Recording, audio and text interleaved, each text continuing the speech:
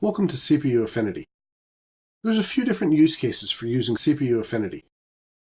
The most common one is to isolate instances to specific physical cores. There's a couple of different ways to do that. You can either do it through SQL Server Management Studio or through Transact SQL. I'll show you how to do both options in a demonstration in just a couple of slides. Some of the reasons we might want to use CPU Affinity include leaving CPU cores for the Windows operating system. Now, this isn't done all that often anymore, mainly because SQL servers today are so incredibly powerful, there's not a whole lot of need, for the most part, to do this. Now, there are certainly some servers that are edge cases where this does make sense. If you're running the CPUs on a server very, very high, very frequently, and this is causing performance problems with other things on the system, like your tape backup software, for example, you may want to leave a CPU free on the server that SQL Server isn't allowed to use.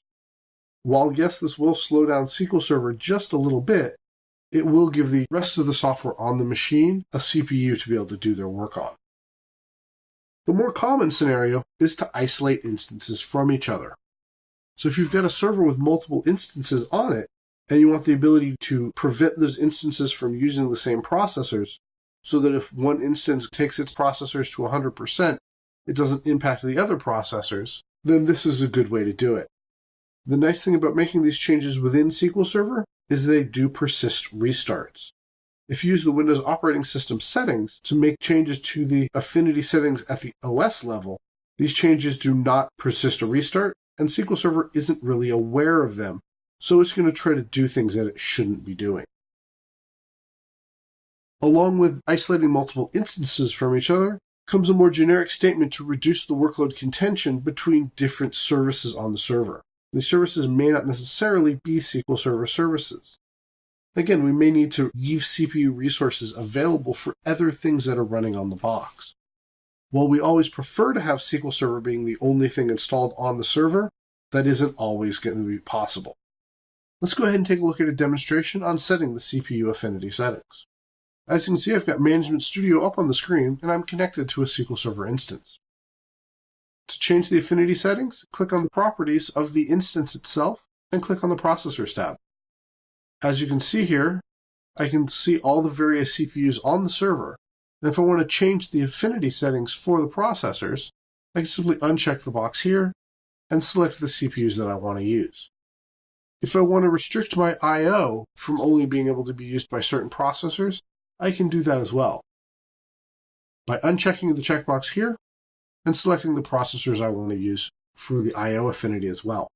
Now keep in mind, if specifying processor and I/O affinity, you cannot select the same processor for both processes. It's a one or the other situation. Once I've got the settings I desire, I can simply click OK. If I want to use T-SQL, I can script this out so I can check it into a source control or change control process and get the actual SQL Server configuration script as well. As you can see here, I'm using two different commands.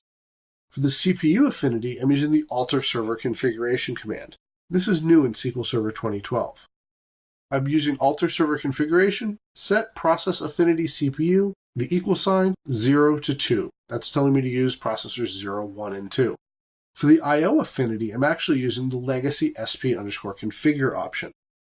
Now, I can use sp_configure to set the CPU affinity as well, but that is going to be deprecated at some point in the future, much like the I/O affinity setting has been. Now, this script, as SQL Server generates it, will probably throw an error message. The reason I say it will probably throw an error message is because for this to work, you have to have the advanced configuration option shown, as Affinity I/O mask is an advanced configuration option. So you'll need to use sp_configure to turn that on, or have that already turned on before you run this script. Upon running the script, you'll then change the settings for the server. No restart of the instance is necessary to make these changes. They are changed on the fly and take effect immediately.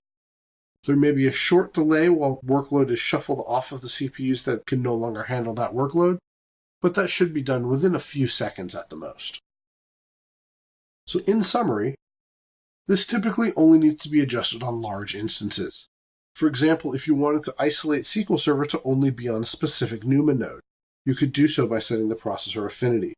This would reduce or effectively remove the ability for SQL Server to do cross-NUMA node memory grants and memory allocations.